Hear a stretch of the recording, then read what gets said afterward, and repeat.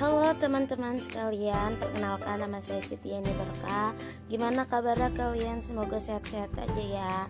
Harus jaga kesehatan dan tetap semangat. Nah, di sini saya akan menjelaskan tentang konteks pendekatan pembelajaran dengan metode pendekatan deduktif. Kalian sudah tahu belum pendekatan deduktif itu seperti apa? Kalau gitu, yuk kita saksikan sama-sama. Dalam pembelajaran, ada kala kita memulai pembelajaran dengan menjelaskan teori-teori terlebih dahulu. Peserta didik diajak praktik dan diskusi penerapan teori. Pembelajaran seperti itu sering disebut dengan pembelajaran tradisional, atau karena guru hanya menyampaikan teori-teori saja.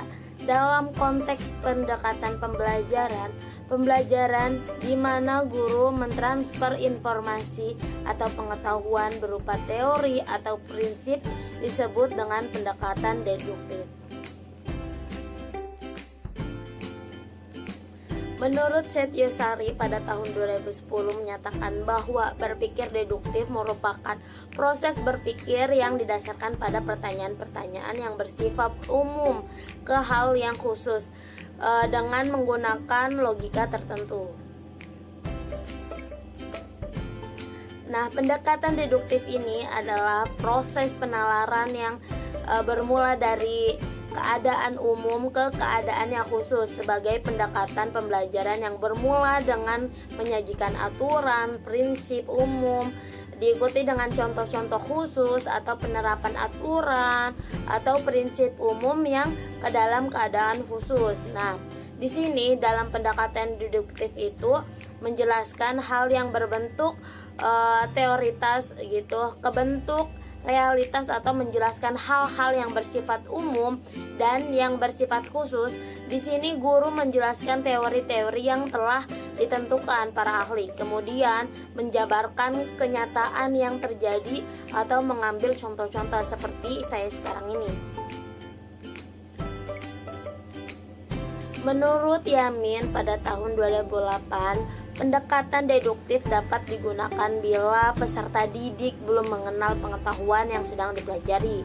Terus juga peserta didik masih dalam isi pembelajaran yang meliputi terminologi, terus teknis dan bidang yang kurang membutuhkan proses berpikir kritis, dan siswa juga membutuhkan pembelajaran mengenai pelajaran-pelajaran tersebut, mempunyai persiapan yang baik dan pembicaraan yang baik.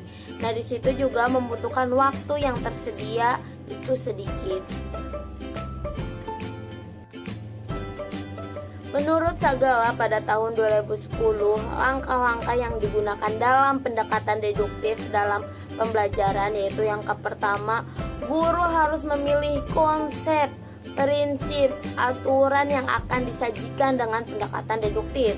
Dan yang kedua itu ada guru menyajikan aturan-aturan prinsip yang bersifat umum terus lengkap dengan definisi dan contoh-contohnya. Dan yang ketiga, guru wajib menyajikan contoh-contoh khusus agar peserta didik dapat menyusun hubungan antara keadaan khusus dan aturan prinsip umum. Nah, yang keempat itu guru harus menyajikan bukti-bukti untuk menunjang atau menolak kesimpulan bahwa keadaan khusus itu merupakan gambaran dari keadaan umum. Adapun kelebihan dan kelemahan dari pendekatan deduktif dibanding dengan pendekatan lainnya, yang pertama, tidak memerlukan banyak waktu karena kita sering berinteraksi dengan anak-anak di sekolah. Yang kedua, sifatnya dan rumus yang diperbolehkan dapat langsung diaplikasikan dalam soal-soal atau masalah yang konkret. Kelemahan dari pendekatan deduktif antara lain yang pertama itu peserta didik sering mengalami kesulitan memahami makna matematika dalam pembelajaran. Nah, hal ini disebabkan peserta didik baru bisa memahami konsep setelah disajikan berbagai macam contoh.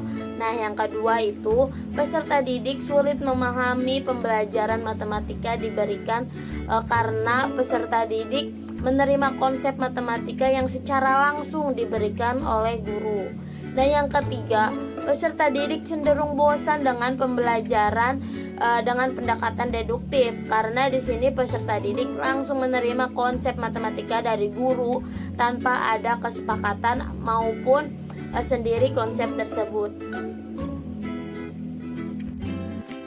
Nah, teman-teman, gimana? Kalian sudah paham belum tentang konteks pendekatan pembelajaran melalui metode pendekatan deduktif? Semoga bermanfaat ya ilmunya. Kalau misalkan ada yang ingin ditanya, silakan komen di bawah. Terima kasih, sampai jumpa.